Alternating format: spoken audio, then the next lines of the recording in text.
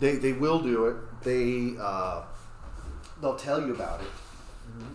We've had lenders tell people about it. We've had lenders not talk about it who were with builders. There's a really, because people think, oh, you're just going new construction. It's the same process for everybody. Yeah, it's different. It's not. Yeah. And I think that's one of the crucial areas of difference. So we're talking about the sales meeting yesterday with prorated taxes. But they're not all the same. And I was surprised. I thought, I knew they were doing estimates based off like the land and the escrow account analysis at the beginning was definitely, there was a wide spectrum on that. I knew that. Well, my question is, how would they qualify? How would a lender qualify them if they don't? If they're just using taxes on dirt? So they make an estimate. They make an estimate. Yeah, and they just so typically the norm is they'll take either the sales price, or they'll take 70% of the sales, a percentage of the sales price, and they'll make that the estimate that they're basing the taxes on, the prorated taxes on. You know what needs to happen in May? Just get rid of property taxes. What's that? Get rid of property taxes. Great. I'd like that. Well, there's somebody in our state house that wants that to be done. Good luck. Good luck. It's not happening. He gave you the exemption already. He's working on no taxes. I don't mind property taxes.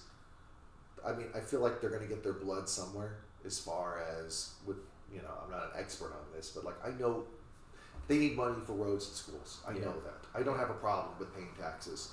I have a problem with the misuse of my taxes. That I have a problem with. But going back to prorated taxes, like we talked to the sales meeting. Okay, Jeff, you want to give the explanation? No, go ahead. Okay. You explain it better than I do. So, if you bought a home, a new construction home in September, okay, and that home was built that year, okay, and instead of, they don't know the taxes, they don't know, the builder doesn't know, that the county has not assessed the value for that property. It's just... Has it been appraised? Exactly. Yeah. Which won't happen till the year after in March, which is coming up. This is why this is a timely discussion. So the property values have not been issued for it. It's just raw land from their point of view. Probably 30, 40K at most of value assigned to it. Okay? All right, we've established that. So how do you set up your escrow account? Like how do you predict what your taxes, your monthly payment's going to be? Is the builder will estimate what the taxes will be. And that's a problem. Okay, so number one, is that going to be accurate? Ever going to be 100% accurate? No, it's not accurate, the estimate they're making. So what do they base it on? Sales price, a percentage of sales price, and some builders and some lenders were not even doing that. They were just doing the escrow account off the land itself, which is extremely Your different. payment can go up by $500. And this happened to Amber, actually. Not just on a client of hers, but herself when she bought a home. And at least the lender warned her, said, hey, we're doing your escrow account as if it's raw land. Next year, you need to set money aside because it's going to go up next year. You get a bonus this year. But you're going to pay for it, though, because you're going to have to go back. They'll assess the value for the year, and your escrow account's going to be small, so you're going to pay $500 a month more to catch your escrow account up to the normal amount. In other words, a dramatic increase in your payment. I wonder what she did. Did she just put a lump sum down? She set $500 a month aside. No, but when the bill came in, the escrow notice. As of the month she bought the home, the lender at least that she worked with said, "Here's the number you need to have." So they saved up monthly and they paid the lump sum. And paid it into their escrow account to catch it up. Yeah, that's smart. But that's not what most people are going to do. First-time home buyers, most are not going to be savvy enough to understand this. And that's a problem. So, okay. And most agents are not going to be savvy to know that either. Exactly. Yeah. And what happens to that buyer, Jeff, a year later? They may not be able to afford the home anymore. Yeah. So what happens is, okay, they say your taxes for this last year are now $6,000, okay, instead of $2,000. And the estimates that they were doing their numbers off for the next year are now up higher, what they were prepping the account for. So you literally could have hundreds of dollars more in a payment kick in a year later. So the worst thing can happen, they can't afford their house anymore. Yeah. You know, something that probably will happen is now they can't go on that vacation they wanted to go on. And who are they going to take it out on? They're not going to refer you any business.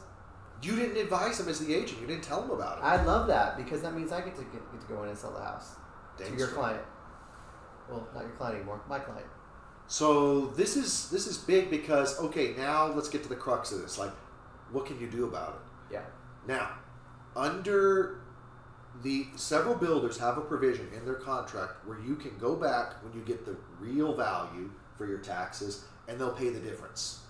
Okay? From the time they own the house. Yeah, from the time they own the house up to that point. Like, well, the prorated amount, like, well, the builder had it for 9 months, the home, supposedly, if you bought it in September. So what'll happen is you can go back and say, hey, Mr. Builder, you gave me $2,000 for your time. It was actually $7,000 or $6,000 or whatever it is.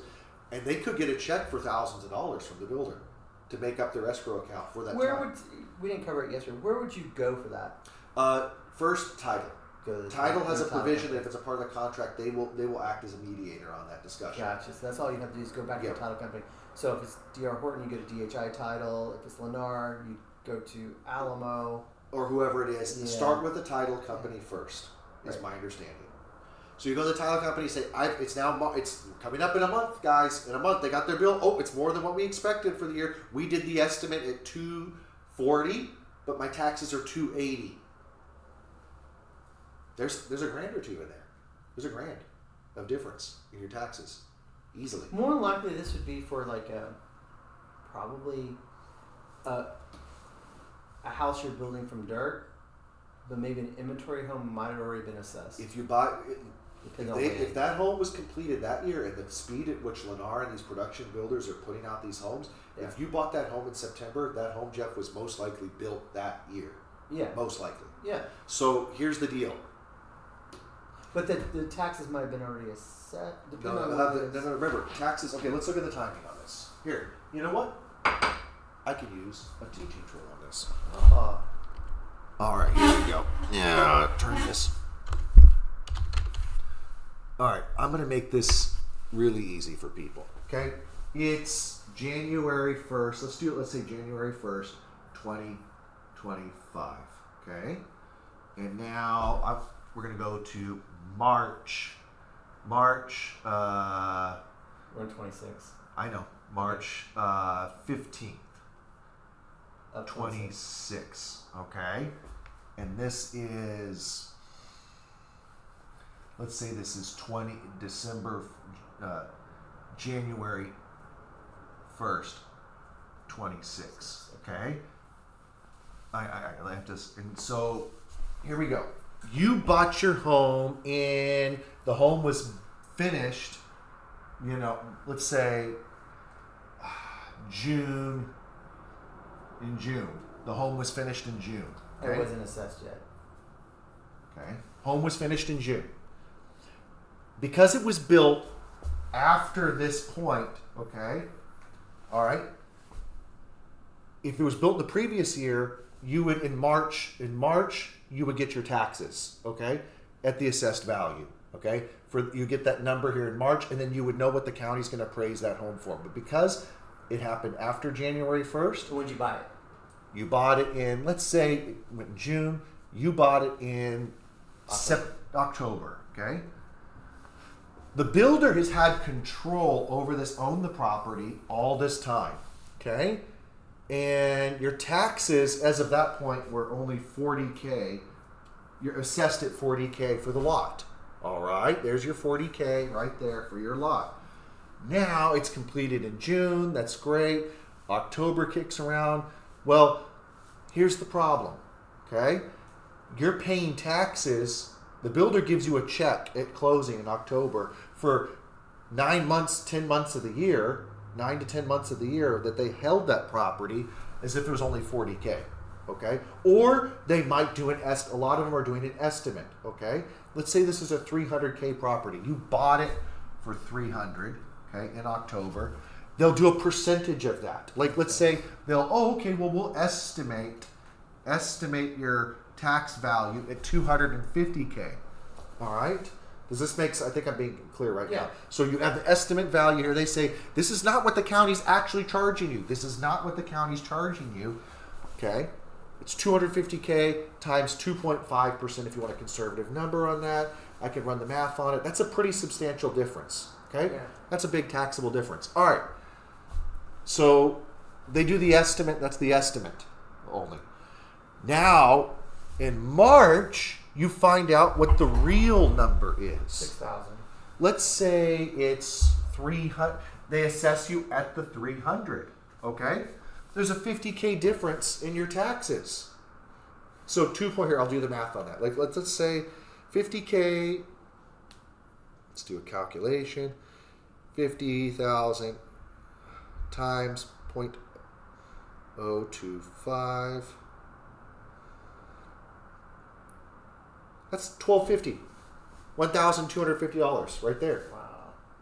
So that's up. Your taxes you owe $1,250 more, and if you do the percentage for October, that the owner was in there, that the original owner, the builder, was in the property, had control, it's about $1,000.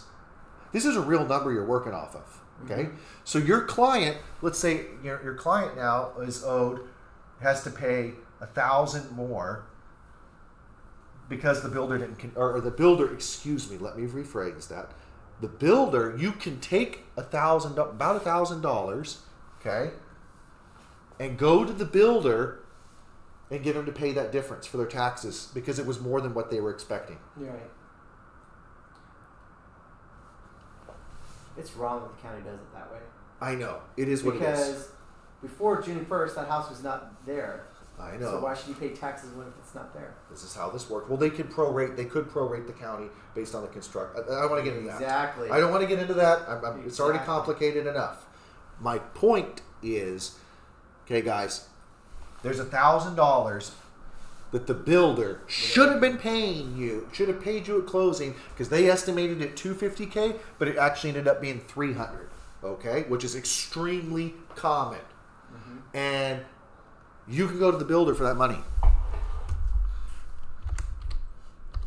So how would you do that? You go to title and you say, hey, my tax bill was $1,250 more. $250 of that's my responsibility because I had it for the last couple months of the year, but $1,000 of that is the builder's responsibility. I'd like them to make that contribution, and most builders, Sidderly and others, will do that. My understanding is most will. I checked several contracts. You know who doesn't? D.R. Horton. D.R. Horton will not. That's You know what's funny? That's- And they're the most realtor-friendly company there. that kind of turned me off to them. Yeah. Hearing that, and they have a class action lawsuit about this too. I think the county needs to step up a little bit.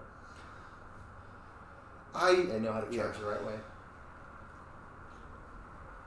I think that the law should be the estimate for taxes if you're closing on new construction should be the sales price, the estimate, and it should be the law. Well, it's not the law. If they do an estimate, it should be based off that. Yeah.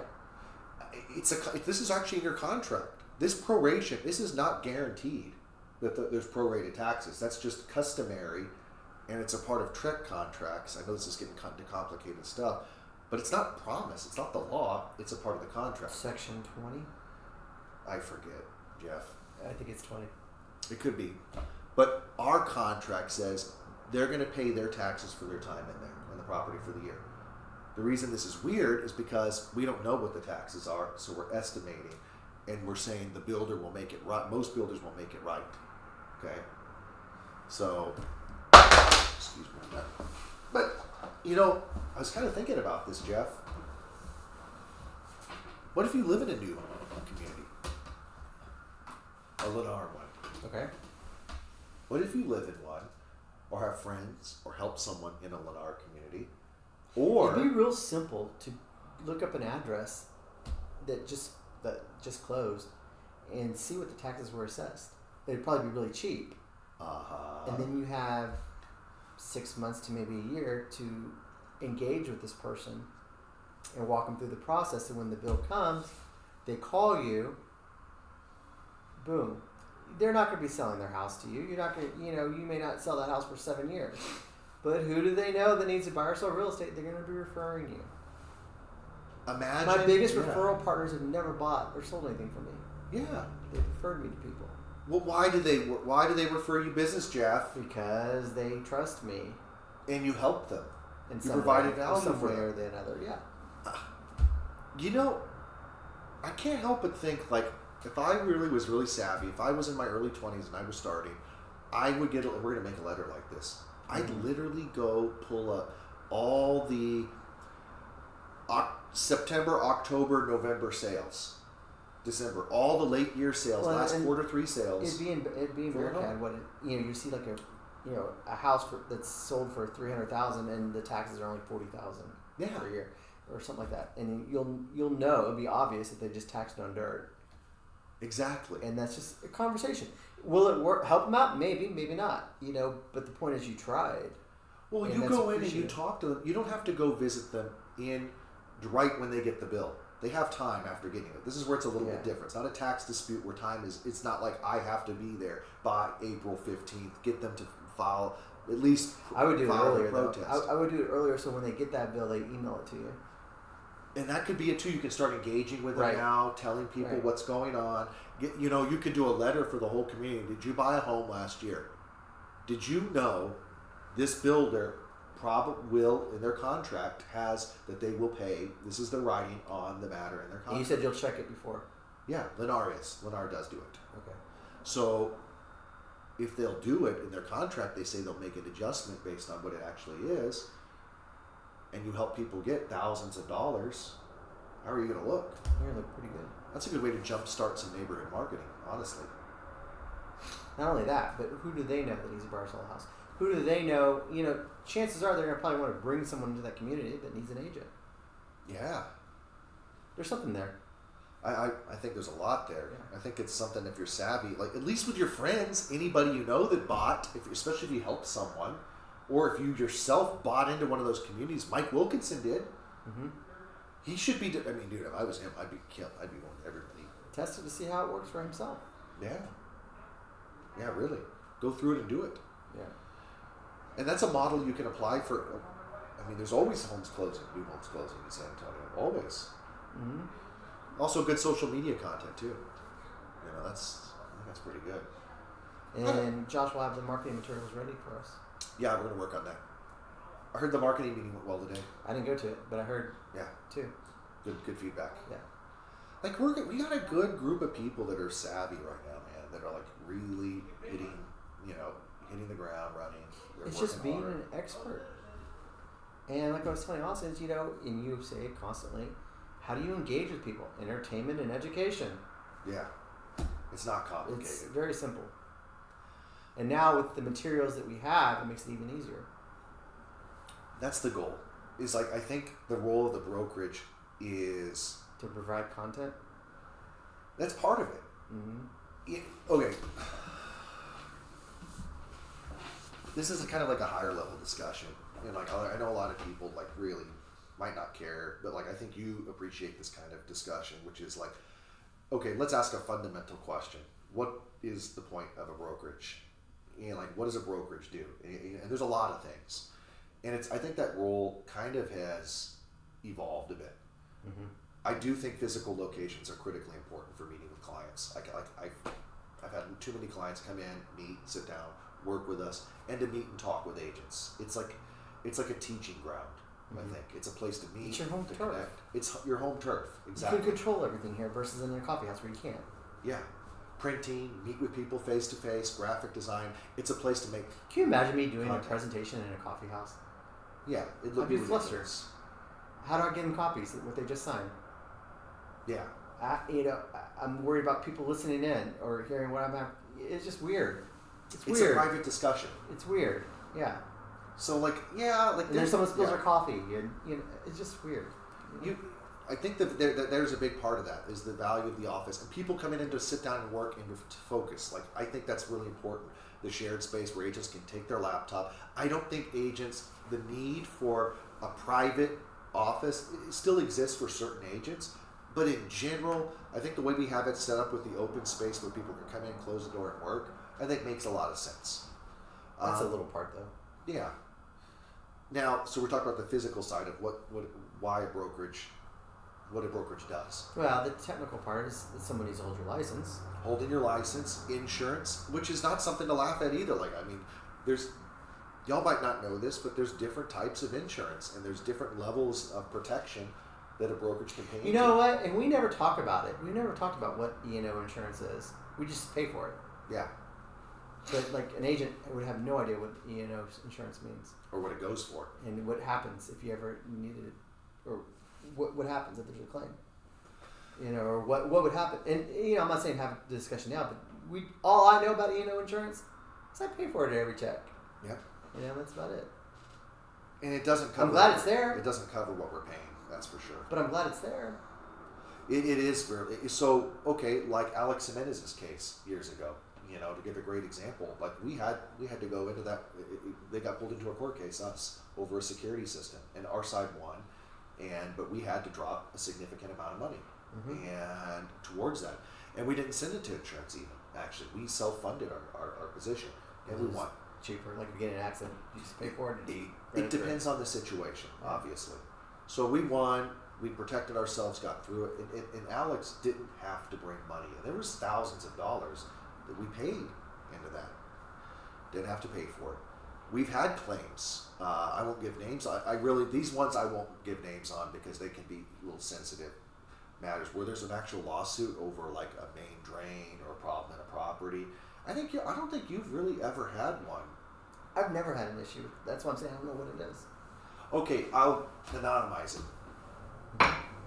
Last year we had an issue where we'll have an issue. I won't give the exact timeline or anything, but a main drain fails after someone moves in. We represented them as buyers. We told them to get the main drain inspected. They chose not to, and it failed. And anybody can sue anybody. And they sue everybody. Yeah. And so they sued all the brokers. They sued everybody. Whether you're guilty or not. Whether you're guilty or you not. can be thrown in a lawsuit. Yep. And it was a substantial. I mean, they were spending money with a big attorney. This was a big deal. And so So you get a summons, or you get a. They sue the company. They sue the agent. What's the first thing you have to do? You need to get a lawyer. Yeah, we assess it. I could walk you through what we do. Like Brian and I look at it.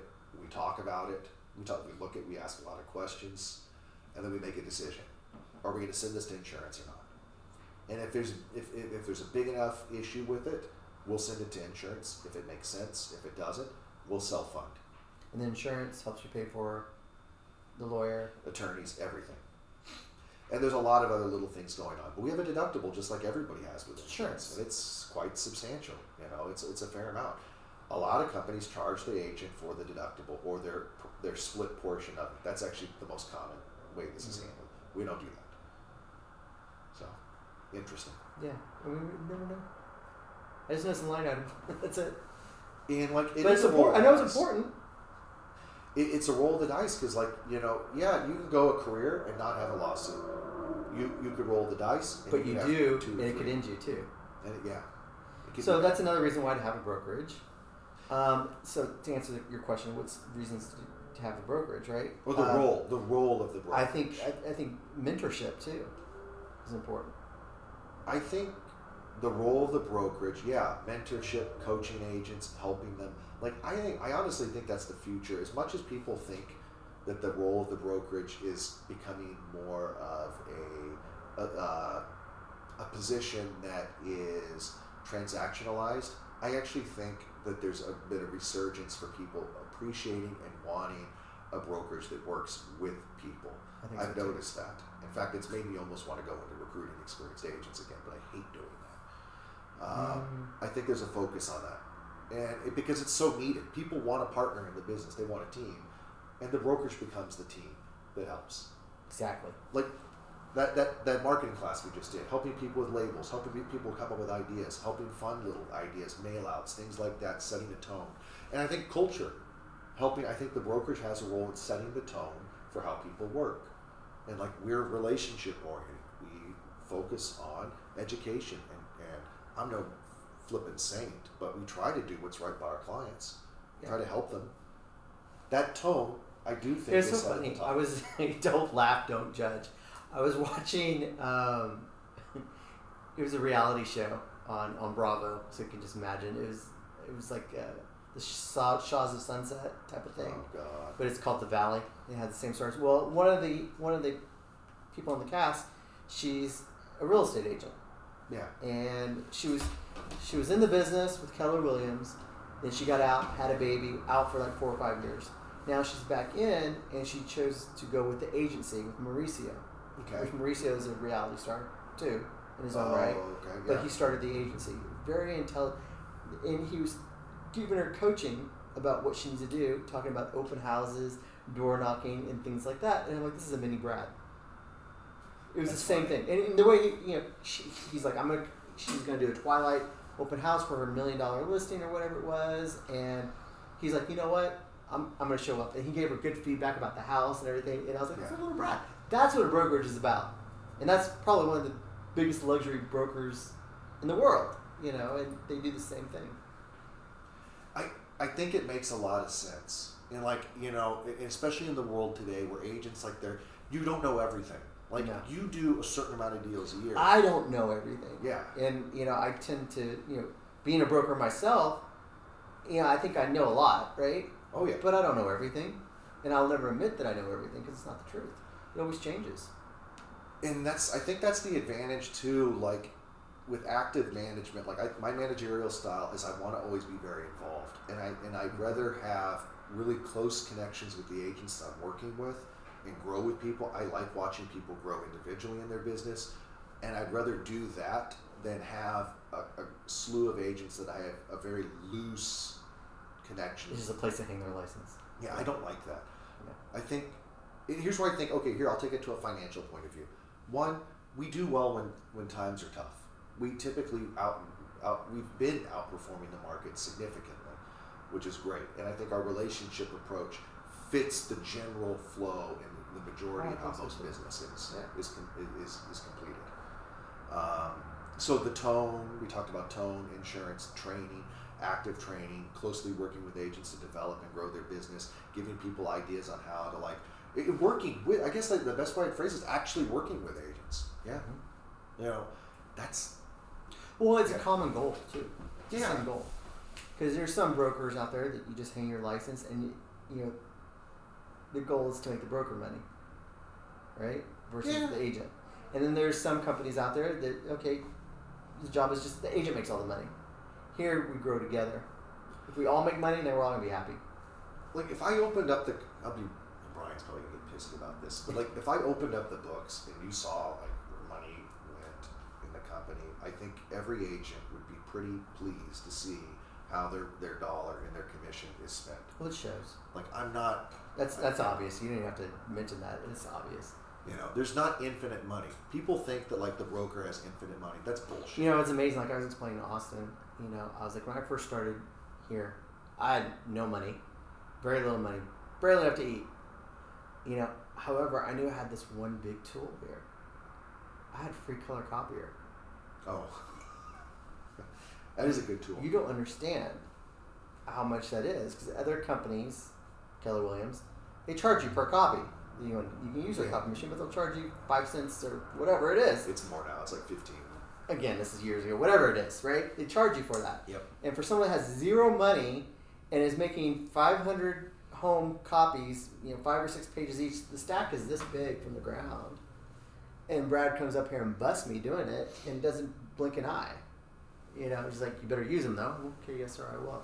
But that is a huge advantage. And that's a cost. It is. It's expensive. That's a cost. Think about, when you bring on a new agent, how much that new agent cost, and how much the company, the broker, pays for that new agent versus what they produce, which is probably nothing at the beginning. We invest. That's it. The broker invests into that agent versus nothing.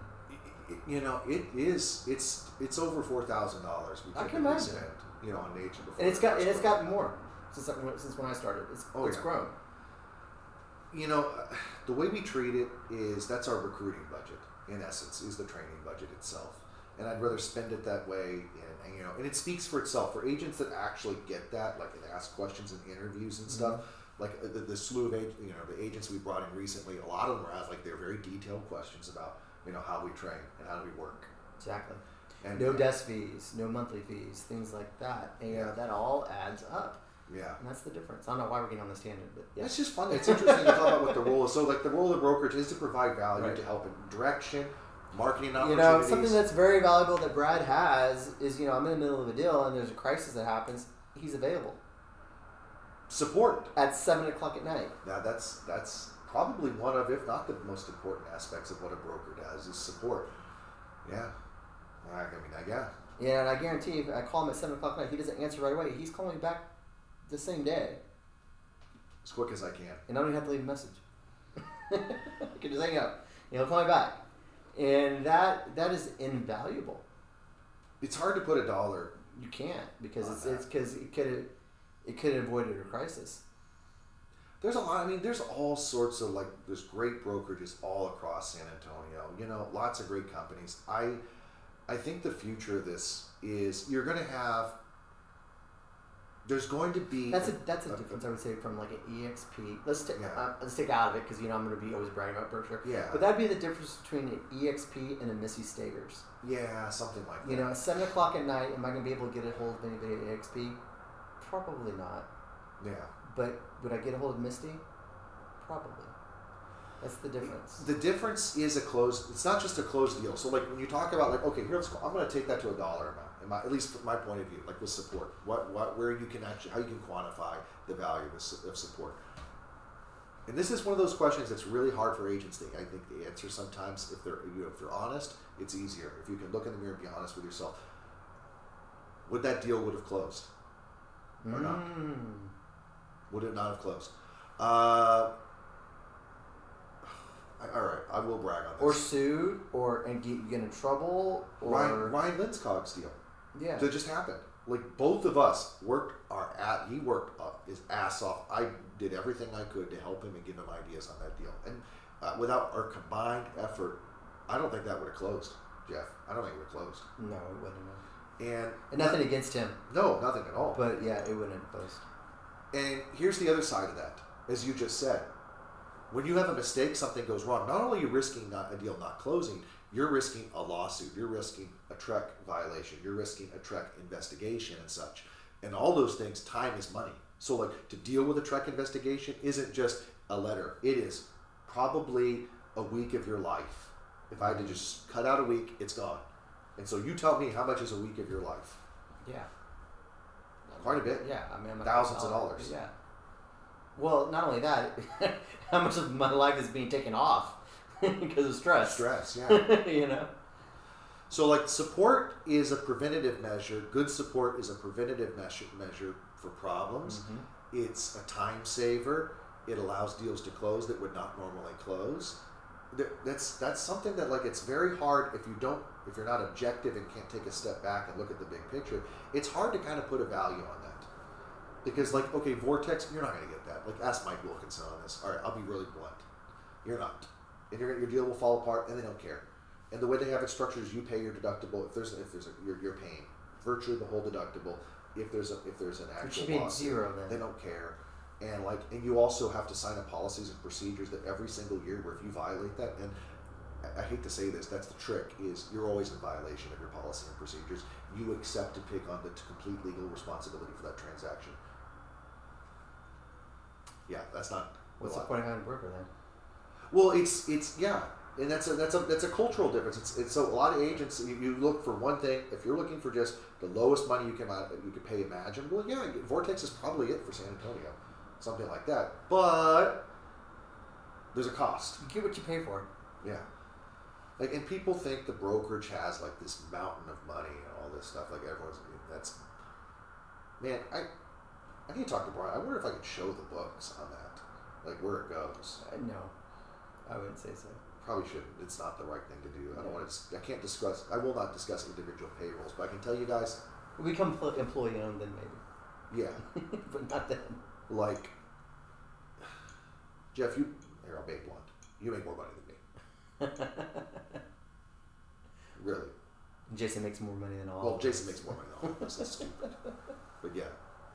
So, anyways, I know that I don't really talk about it that much. I don't think there's. I'm trying to be very careful in what I say. I understand. But yeah. If Brian made it to this very end, then he probably didn't. Brian and I. This is not a surprise. We make the exact same amount. That's our goal. And that's how we do business. That's the way you do siblings. Yeah, exact same no matter what. And then that's tough too, as you know with him. Oh, with my dad and my uncle, they both made the same amount of money. You know, but I'm like, but my dad does more work. You know, or I think. But when it's a family business, is a family business. There's different dynamics, for sure. Brian and I both respect each other, and it's taken a lot of years to get to that point, Jeff. It's been hard. Like, we've had our fair share of arguments and stuff, but I know the value he brings to the organization, and he also sees what I do, and we both respect each other, and that's a blessing. And that's how you have to, that's the only way something like this could actually work. So, you know, support, we talked on support, we talked about that. Marketing, yeah, like, but I guess that as a question is like, what in what capacity does the brokerage, what is their role in marketing? And that's a question. Well, the way Jeff sees it, and it's another reason why we're at Berkshire Hathaway, is the national marketing. That's true. The name, the image. Yeah. Yeah, I think that's the reason we chose to be a part of Berkshire Hathaway. We didn't get forced to. We wanted to be because of the name. Because there was and the way they work. And I don't even think he's in business anymore. But when I was in real estate school, he went around and he'd go to Champions and try to recruit. He was a single broker, just San Antonio, just a guy. Probably had 5 agents. Very similar style that Brad has when it comes to marketing. But the difference is that, you know, the Don Johnson company, family, smaller company, right? It's family feel. But you have the big brand behind you of Berkshire Hathaway, and that was the national brand. So when I say marketing, that's what I'm talking about. And that's it's actually pretty. A lot of agents don't. You know, this is looking. You spend 5 minutes in the resource center. That alone, that's worth something that the brokers did. Oh yeah, the luxury marketing, like Jaime likes a lot of the agents. Skelton, David Hess, they like the luxury marketing in there, and that's like really they do a good job of it. Like it's like having a multi-million-dollar marketing department creating content for you on that. I like that. That's big. The tone, the image, it allows you the name Berkshire Hathaway. Again, this is one of those things that's really hard to directly quantify, but like you go in and you're talking to a builder on a $2 million property, and he recognizes. Well, you got to take your ego out of it. Like, how many deals in my career have I won? Was it because of me or because of the brand? And you got to be really honest and take your ego out of that to answer that question. Yeah, there has to be some deals that I've won because of Berkshire Hathaway. And for new agents, I think the franchise. So, like, funny enough, I think that the person who I think the area that the franchise, especially in Berkshire Hathaway and Don Johnson, helps them the most is for new agents for credibility and respect. Absolutely, it is invaluable to go into a listing presentation. Like, I've been in that situation, I've seen it. It's hard to quantify that. And before that, it was Prudential. Yeah, and that was a good name too. That was a good name too. Solid as a rock. But Berkshire Hathaway. Speaking about Prudential, guess where I'm going this summer? Where? Gibraltar? Yes. Well, that's right. You're gonna get. Yeah. Did you get the photo that are y'all gonna go past by the? We're staying a day in Gibraltar. Like, we're getting off. Give me some good photos, would you? Or you could be there. That's a Spanish trip. I'll find out very soon. I should. You know what? I think I still have a blue.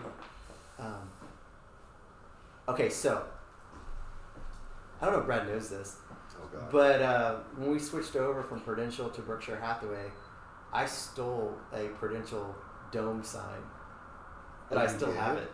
I wanted one. I deserved it. So I have a Prudential dome sign. You have a piece of history, eh? Exactly. That's pretty cool. Exactly. And I also have a wine bottle the day that we became Berkshire Hathaway. It's a customizable wine bottle I have one that in my office too. Well, I stole one from here. I don't know how good it is now. It's probably No, you wouldn't drink that. No, that's you keep it like that. Yeah. But yeah, it was a wine bottle that had the Berkshire Hathaway logo on here. Yeah, I stole that too. Isn't that? Yeah, we did that. I have both those made. things that I don't admit that I have. But I have a dome sign that says Prudential, and a wine bottle that says Berkshire Hathaway. Yeah, that's a piece of history that I have.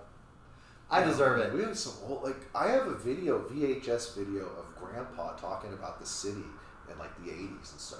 Choosing to move to sunny San Antonio. I seen that. I played it for a sales meeting. Yes. Many years ago. I remember. It was silly. Wait, I It's want cool. to see it. No, it was really I cool. need to dig that up. Yeah. Where even is that? I remember seeing it, and it had totally the 80s vibe. Yeah, it's Like like the the 80s river, music in the the river background. walk Yeah. and all that stuff. Yeah, it's I like remember that. San Antonio, a city on the move. Yes, yes, I remember. Yeah, You need to bring that. You know what? You need to digitize that where it's not on cassette tape. It is anymore. digitalized somewhere. I have to dig it It's up. in the cloud somewhere. Then somewhere. put it in the cloud somewhere because that would be really cool to That's see. like 8 years cool. ago. I remember your grandfather and your grandmother. That wasn't him narrating that. No, I don't it know wasn't. who It was though. It was some cheesy 80s It was guy. pretty bad. You could see him like in a leather suit. It was pretty cheesy. You want to Can go, imagine. oh man, like, but now it's kind of cool. You know? It's nostalgic. Yeah, it is kind San of. Antonio is city memory. So marketing. If I had to define like where the role of the brokerage comes in with marketing is one again tone, and like helping agents do something bigger. Like that's kind of been like my theme in that is like I want agents to be able to do cool things like the printing. Really nice content helps for listing presentations, for family, and all of that. and how much does that cost the agent? Nothing. Yeah. Sure. Okay. You're You could say you're split. Yeah. Yeah. But if I didn't sell anything, how much it would cost me? Nothing. Yeah. For new agents, I think it's a steal. I think It what we is. do is a steal. And if someone can't recognize that, I'm like, good for them. The role of marketing. 100% commission of nothing is still nothing. Yeah, So think of it that way too. that's a good way to say it. The other thing too with marketing, so like you talk about. Oh, that's a tone, good rebuttal. it is. If you want to get after someone that says that, and like a new recruit, they Yeah. say, well, so and so is giving 100% commission or whatever. Well, Yeah. great. Well, how much do you have in your pipeline right now? Nothing Well, 100% times 0 is is zero. Well, Mike Wilkinson's a great. It's just like, And then, Mike Wilkinson's one of the that's- reasons I think about trying to go and like focus on recruiting experienced agents. But you know how to recruit. You know how to recruit experienced agents. You already know how to do that. I did. You don't want to do it, but you know how to do it. You What, recruit call? experience. No, you recruit experienced agents through your existing agents I could do that work with. If you know someone you like, There need to be a finder fee. That's how you really get it done. It's the truth. It's the truth. I hate saying that I paid money to someone to get you to talk to. No, Yeah. but that's how you do it. And maybe I can do that. It needs to be something. I'm not going to give a cut. It's not to do. No, with no, not saying that. financial. One I'm time not going fee. to play those games of creating a flipping pyramid scheme. That's dumb. No, I'm not saying that. We're not set up for that. But I mean, Mike Wilkinson is an example of that. Shane Ferguson. Do it is for 3 too. months and that's it. I would only want to recruit someone that's an experienced agent. That's someone, but my fear is I might not like that person too. Like I actually had that actually. So if I had someone refer an agent to the company, I interviewed him, and like I'm not going to say who it was. And no one in this room knows them or anything like It was that. Dershwin. No, different one. Well, not that one. In Not even Scarlet. that. Well, that would be another example too of someone that's. You can use that as my example. Man, he's He's a great car salesman. great. Yeah, sure. He Yeah. still is. Still is. He sent me a text picture this week of my pen with my face on it. Oh, that's pretty cool. He just texted. He goes, "Oh, look what I found." That's smart. Yeah, Point of contact. Keep it in touch. He's a smart guy. he's a very smart guy. But man, It's his ego. yeah, it was. Never. Holy crap. Well, that would be, I guess, one. But there's another one. Like I interviewed someone and I talked to them, and I was just like, I knew it would not work out. I knew they wouldn't fit. They're just so rude and such a jerk. There's no amount of money that would make me want to deal with that. Like, as Well, silly there's as that another way to do it sounds. too. Find agents that have been in the business for 2 to 5 years, Yeah. and that they do about 3 to 4 deals a year, and that's it. And they realize that their brokerage is doing nothing for them. At that point, the newer agents, like 2 years, 3 years, they know training has not been good. Broker has been doing nothing to help me. I'm really struggling, thinking about quitting. And then they find you guys. But see, there's half of that too. Because I shouldn't say this out loud, but it's always the truth. I always feel that your success, it has to do with you. Yeah. You know, Absolutely. so if someone has that attitude with another brokerage, just switching brokerage is not going to help them. You see it. You see agents that in their career they've switched like 8 times. Yeah. And I'm like, you're still the same person. Yeah. Well, you don't do but you this. don't You don't go really to get training. trained. Well, You Mike don't don't do what really the trainers get tell you to training, do. Mike Wilkinson is a good example of that because he came from Vortex and they don't do anything and like nothing. I mean, look at the name alone. And he was new, and so he went in and with training and so it helps a made it lot. so he could actually do deals and market and be confident. It's like when you don't Yeah. when you're coming in, you don't really know anything, and you have no one to actually like sit and explain to you. Yeah, it's really intimidating. It's not that you're not trying; it's just like you don't even know where to start. Like there's just so much. It's a lot of information. Like to sift I through. know Yeah. there's an agent at Keller Williams. She's probably a year ahead of me, and last year she was just saying like I don't even know how to write a contract. Well, okay, I'm going to defend. They have a lot of training at KW. Yeah. And they have a lot of training when it comes to writing contracts. So being polite and not being an ass about it, it could be her fault too. It's Am I hard. right? I'm going to stay out of that discussion on that, but it could be until you talk to someone. I withhold judgment. Well, And correct. the other But part I mean, is in that general. some people learn. Okay, so keep in mind too, Jeff. People learn differently. So True, okay, true, for true, example, okay, here, Amber, how many times a week do we talk on the phone? All the time. Yeah, probably once or twice a day. Some kind of on average, at least once a day. If I'd average it out, something Yeah, you like can't that. live over there. Okay, Amber, you could go through all the training on contracts. Are you still going to have a lot of questions and want to make sure what you're doing is right? Yes. Yeah. Okay, that could be Jeff. The issue that someone has is like they see the classes. Jeff, you're not a normal person. I know. Like I'm a doing nerd. something I'm a and nerd. learning something are two different things. Like I learn Yeah. by doing. And like it's like okay, then it begins to connect. That's what I learned in class. But it's not like I can learn something in class and then go on the field and do it just like they taught. It's Really? like, it's really hard for me to make that connection. But once I've made it, then okay, I'm learning and I'm You got actually it. walking through it, and then now I have it like in the bag. And then now it's just like, it gets easier and easier. Like they changed the contract rule. I read it about 3 or 4 times. Then I'm like, okay, let's call Brad. Brad, how's this going to apply to us? Boom. Okay, I can write the next contract perfectly. Well, you've done it. Okay, first off, your mind. Okay, Jeff, you're built for that kind of stuff. Yeah, I am. Okay. I am. You're built for I that. hate using the term, but yeah, I am a contract Nazi. Some people need to see I am. and work with it I in get the so mad when I see field. mistakes. And I actually say, Jeff, okay, here, I'll pull this card. From experience, I hate doing that. From experience, I'd say if I had to put a percentage to it, about 15 to at most 20% of people learn the way you do. About 15 to 20%, Really? if that. I'm not normal. About 40, I'd say about 40 to 50% what is more close to like the way you would learn Amber, I would say. Probably more in that vein. Although I'd say probably you might be a little more, and it's a spectrum on this. It really is. Although might have a spectrum. oh gosh. Well, I'm the minority. It's not the spectrum, Amber. A spectrum. Hey, I'm the minority on this one. No, I love it, Brad. I love it. Yeah. But Aldo might have some characteristics like of Jeff in certain ways, but also I'm need OCD to too. see you're I'm very OCD. meticulous on details. Like they change things in the contract, and I'm like, I know what paragraph that used to be in. Now why'd they change it?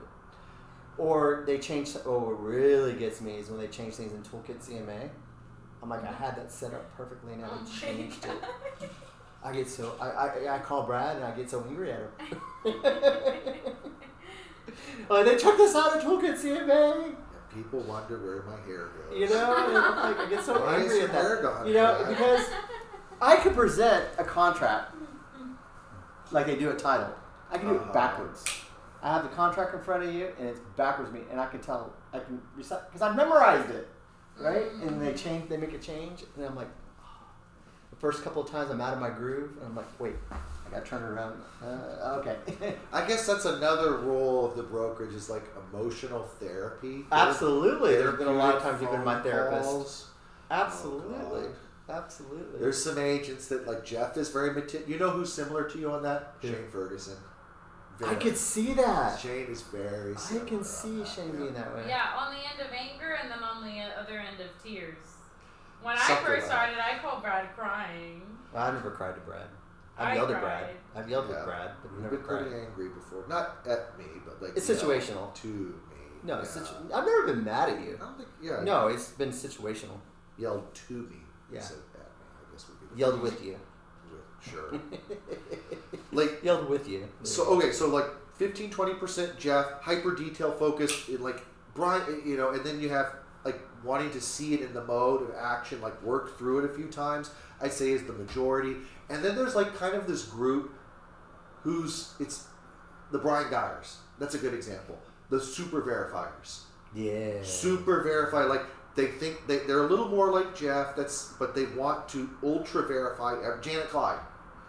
So like ultra verify everything. Like Yeah. even though they know what they're doing is right, they're gonna want to go through the process, verify it, get a second opinion, and go from there. You know, and so like there's like there's like some stuff in between. Like it's kind of. I question things too. Like I question like what would be the consequences if this happened. I try to Yeah. play things like 2 or 3 That's moves how I am down. a little bit. Well, what would happen if we did this? Okay, so especially with the commissions that came out. So if we do this, what does this mean? And then Brad would say, I'm like, that's what I thought. Confirmation. Yeah, confirmation. That makes sense. Like and you do that. Everyone does that sometimes, Yeah. but the meticulous people tend to be more in that line of the more of the verification side. That verify everything. I don't have a problem with. Mm-hmm. You know, You're Janet, cautious. you do. I mean, pretty much every time Janet does a listing, I do the CMA with her. I don't mind. It takes me 5-10 minutes to do it once I can sit down and focus. People ask me about CMA training. I'm like, go to Brad. He's the best. Sure, do a lot of them. And that's a whole. And so like training, support, answering questions and such, that's critical. Marketing is a part of it, absolutely. I think the role of it in marketing is helping bridge the gap for agents to do more, I think is what it is. Yeah, going back to like Vortex example, how do you Yeah. market Vortex versus how do you market Berkshire Hathaway? You don't. That's the point, is you don't. If I Yeah. worked at Vortex, I better have a damn good team that I could brand that versus the Vortex. You do that, and a lot of like you see people who are buying leads go more towards that, but like that's changing though. God, you don't understand, Brad. The last month, or the month of February, how many lead companies have called me a day? Yeah. It's ridiculous. Well, they're desperate. I get like 5 messages. A day. Yeah. Between text messages and phone calls. It's ridiculous. And they Well, spoof numbers now. It's bullshit. You know, I get this person that I know that's not from San Antonio or Texas because I just know. And they want to sell me something with real estate. I'm like, it's ridiculous. So that tells me that they're hurting. Yeah, they are. Oh, 100% they are. Yeah. I was offended today. Oh Lord. I had, God, I hope certain people aren't watching this.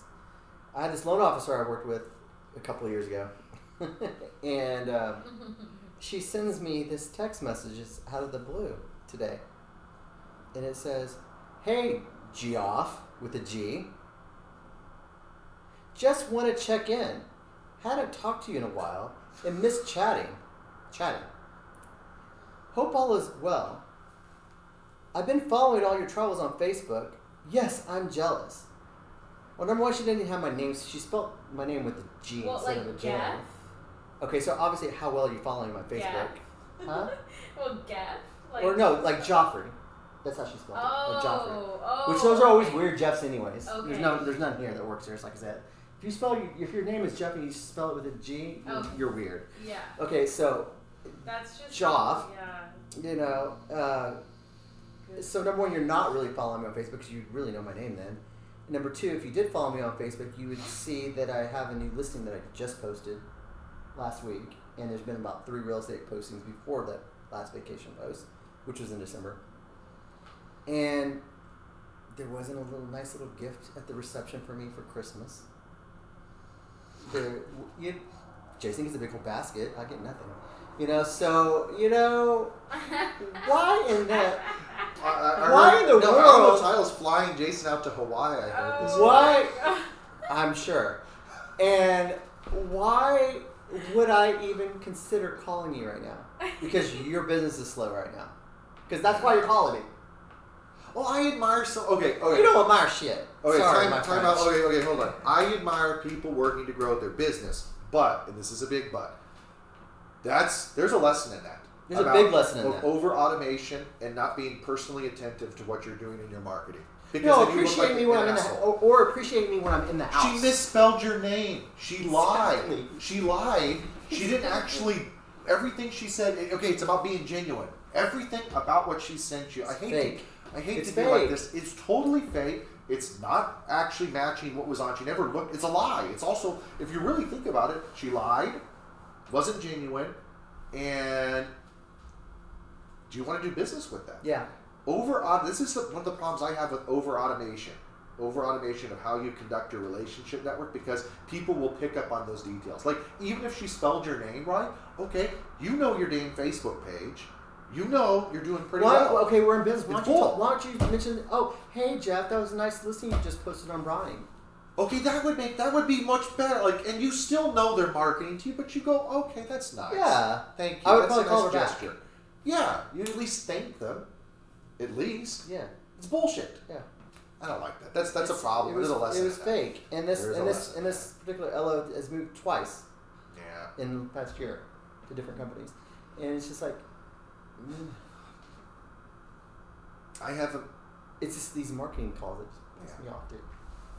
And it's when you can't even and you pretend to be personal and you're not actually. Yeah. Personal. Well, there's a lesson there. Maybe you should have been marketing to me while I was in the house and I had 2 deals going on with you. Maybe, and this is me venting. Maybe when I asked you to help sponsor my dad's golf tournament, you promised me a gift basket because that's all you could do and you never did it. Maybe that would have helped. Possibly. Maybe if you would have, entertained and educated me through the process when we were on speaking terms, let's say, maybe I would have stayed in house. But you unconsciously opened the door for me to go to another lender. And now you're making me feel guilty about it. I wouldn't feel guilty. Well, you know what I'm saying. If someone misspelled my name. But that was the point of the text. Because she knows I've had other deals. Yeah. I mean, all these lenders, they buy programs and they know what you're doing. Yeah. They know what you're closing. They know you're cheating on them or not. They know. There is. I've been told by several lenders that there is. Yes. And I think it attests to the truth. And I think it's creepy. That is creepy. So she's doing this to make me feel guilty. I don't. But you know what I'm talking about. No, you're on. You know what I'm talking about. It's you know an what I'm talking about. automatic flipping list. I don't even think she's doing that. I think she just has a list and she's sending this stupid thing out. It's dumb. You misspell someone's name. Like, how bad can you be to misspell? Well, I mean, and how do you spell dumb. Jeff? Yeah, well. No, Jeff. You can't. That would be G and J. No, it's short for Joffrey, right? Not Jeffrey. But you spell Jeff. The most common way you spell Jeff is Jeff. Yeah. Well. It's also on your Facebook page. It's also on my page. Your damn name is on your. Hey, page. it should be in my file. Right, it should be in my file. Okay.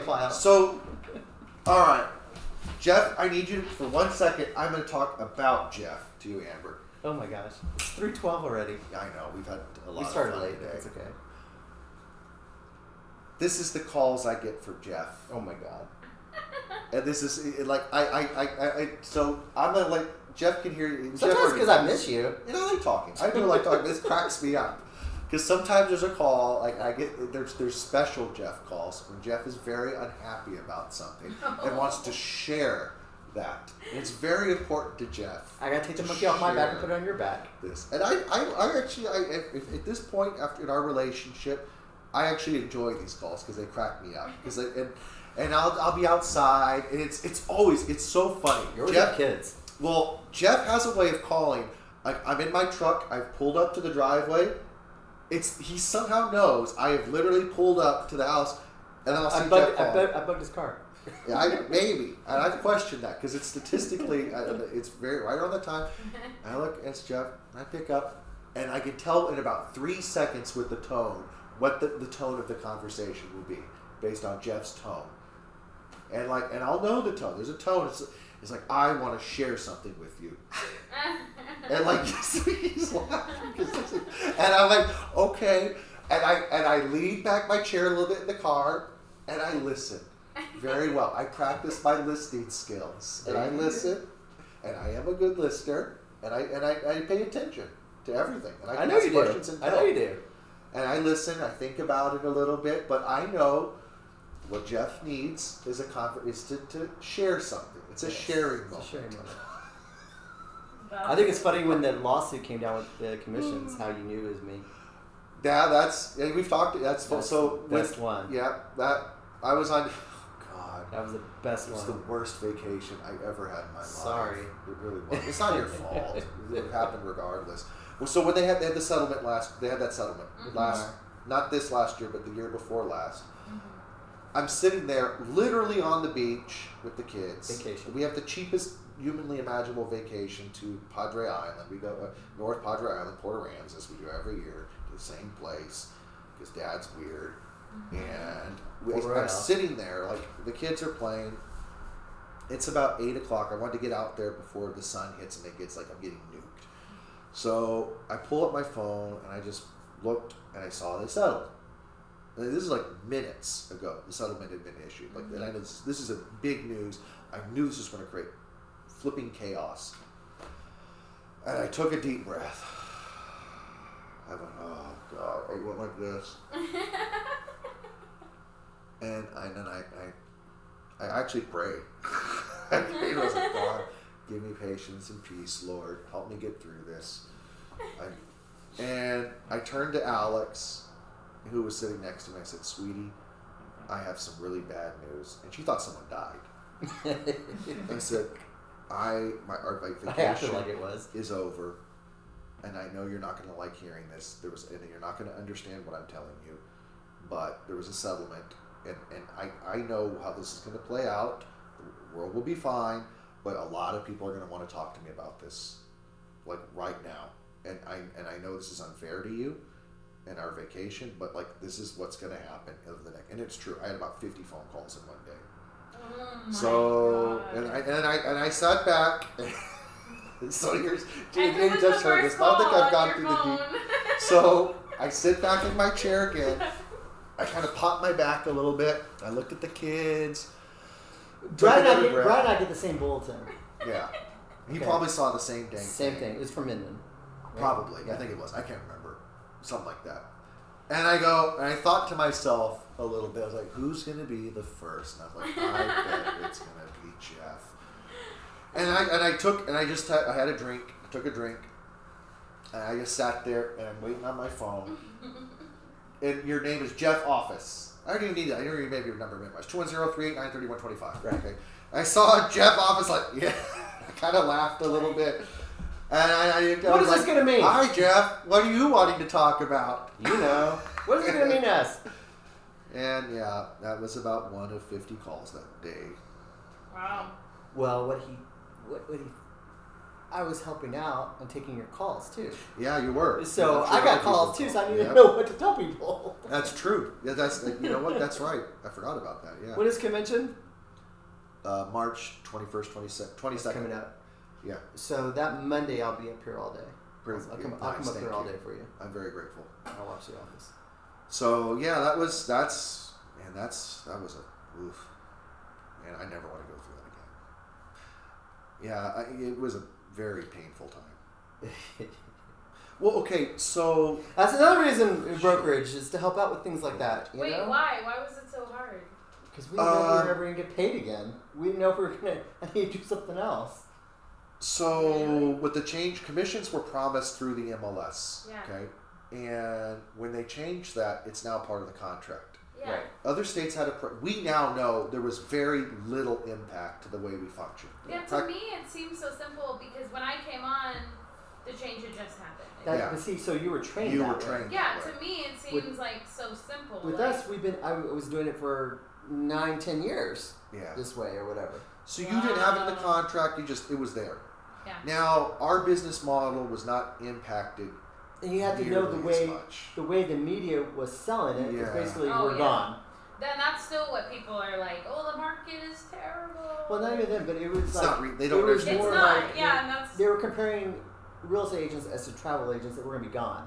Yeah. So I'm like, that's crazy. Well, but That's okay, so you see bad. this insane news. Agents will never get paid again. Da da da da da da. All Right. this stuff. And that's like, the headline. But and that was the headline. something% of people use realtors. okay, but at that time though, the way the news was framing it was, we're not Right. getting paid anymore. Right. Yeah, because it's not. But what happened was, okay, so here's what I He's did. like, what happened was. I'd already done my research. Other states had been through something similar, and they just put it in the contract, and that's what we did. Or they had an addendum. Well, and also it was shocking too that NAR settled. Yes. We were told. they weren't Let's take settled. 3 months before. Yeah. We've been told that they're never going to settle. That Yeah. we're not wrong. That everything's good. And all of a sudden, boom, settles. It was scary. Did Berkshire Hathaway ever settle? They did. They were the last. Yeah, I know we were the last. Keller Williams settled first, and I don't remember. It was The- Coldwell the- Bankers, the Realogy, Compass, Realogy, which then became Anywhere, and then became Bar Compass. yeah, they settled, and then we were the last ones. So we Yeah. didn't settle. Berkshire Hathaway didn't settle until after NAR did. Yeah.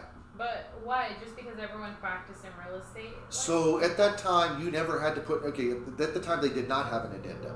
Okay, there was no addendum at that point, and no one knew what was Isn't going it to MLS? happen. Even I didn't know exactly how it would work out. Okay, but I knew the precedent. I knew where it was going to go. People were still going to use agents. He was put in the contract. Minnesota had done this, and other states had done this already. So they didn't. But agents didn't But know. in the article and in the settlement, it didn't say how we're going to practice.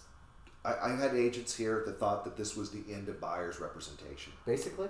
Oh yeah, that they're never Basically. going to get paid again. No, basically. Wow. And like even Can though can something like that even happen? Realistically? no, not No, anymore. right? I don't think so. Not personally. Unless they like make a law banning, I don't know, but like that. That's not going to happen. Yeah. It's Well, fine. it's not that they were going to make it illegal to have buyer's representation, but buyers agents were not going to get paid. So then why would you do Yeah. it for free? Well, They're taking away your pay. so there's a lot of things that were going on. To grossly summarize, there was an immense amount of fear and unknowns. Yeah. And when that happens, people call their broker and they vent that frustration and they share those fears and concerns. And imagine having the same conversation. That was 50 in one day. I think I talked to every agent. I mean, we have over 200 agents. So Wow. like imagine I had about 120 conversations about this. Wow. Take it a It small was way. really fun. All right, that was a big deal. That was a major deal. Yeah. But let's say, okay, it's year 2020, and Oh my you gosh. see it online or you see the news, and the mayor and the judge tells you that we're going on lockdown. Oh, that was fun. How in the hell do we handle our business? Yeah. How in the hell do we show homes? I mean, that happened literally like 5 o'clock. Yeah. You know what? And I have an appointment tomorrow. So those are issues that Yeah, what did Brad you had to do? go through. What did y'all do? We call Brad. Brad. Well, I as was an able to get a agent- mass message out. That was easier. COVID Yeah. was easier than that. COVID is like, well, we're That's what I'm saying, essential it's smaller. service. We did our research. We found the city code and the ruling from the city. Found where it specifically stated that. Got that to agents. Made materials for agents to show police officer if someone But Amber, pulls you as over. as all an that crap. agent, going back to the subject, as an agent versus a brokerage, it was no longer my responsibility because I passed it on to the broker. Yeah. to help me figure this out. Mm-hmm. I wasn't alone. Well, yeah, it took us about a week to come with. Hector and I came up with our own little policies, what we were going to do. We weren't going to have clients riding our cars anymore. We were separate. We had gloves. We had our PPE. We instruct our client that you can't touch anything in the house. If you want a door open, I have gloves on. I'll open the door for you. We had masks. It had all that stuff. You know, Wow. so we created our That was own a little. crazy time. The company had policy, but then we created our own individual agent policy, Yeah. and we were able to have the most successful year that we've ever had. Oh, we had a killer year. I mean, it was my biggest year. That's yeah, we had a wild. killer year. And- We did great. Yeah, and that. A lot of people struggled that year. No, it was, but and this is kind of how this Friday talk actually kind of started. Was in that year. Yeah. And because we did it live, and we had a group of 10 agents here every Friday, and then Brad was like, "Yep, maybe we should have people not come to the office anymore." And We then did he's by like, Zoom, yeah. He's like, "But you know what? You still come up here Friday." I'm like, "Okay, I trust you. I don't know why I trust you because you got 5 booger eaters at home." And, you know, spreading We everything. spaced the seats out or something. We spaced the Yeah. seats out, and he goes, "Oh, there's this thing called Zoom." I'm like, "What's a Zoom?" Yep. And that was a struggle for months. I'm like, "I'm talking to you in a computer screen. This is not a conversation." Mm-hmm. But Now we've gotten pretty comfortable but things changed. talking on that. No, yeah, things have changed. You roll with it. You know, I hear agents now that won't come in here because we're filming because they don't want to be seen. And I'm like, "What? That's the way you look." Brad always invited me. He was like, "Come in," and I was like, "Okay." It's fun to talk. Yeah, I think it's a good thing. Like, well, we feed yeah. off people's energy too. Yeah, I enjoy just talking. I mean, like it helps me as at the brokerage level talking to agents because it helps me understand what people need and talking to agents. This will be our helps- 6th year of doing this Friday chat. Oh Jesus! 2020, 6 years. In October will be 6 years. Holy moly! And can you imagine? I mean, yeah, we overlap on different same topics, Yeah. but coming up with the topic every week, it's tough, especially without an audience. Because a Yeah. lot of times, Brad or I will get topics from you guys, what's happened throughout the week, the theme of the week. I wish I could stream live now. That's 312 meets. There's been time, okay, not exactly. 'cause I there's- estimate we have there's about been weeks that- 280 total. Yeah, probably 280. That's probably 280. because there's been weeks that we've Yeah. skipped. He's been on vacation. I've been on vacation, or there's been times that we've skipped because of holidays and stuff like Something. that. But yeah, probably 280. 280. Close to That's that. fair. Well, cool stuff, guys. Good discussion. We're a little over on time, but if you want to come hang out with Way us, over come time. hang out with us on Fridays. We'll Just be talk. here It's fun to talk every Friday. at every 2. Friday.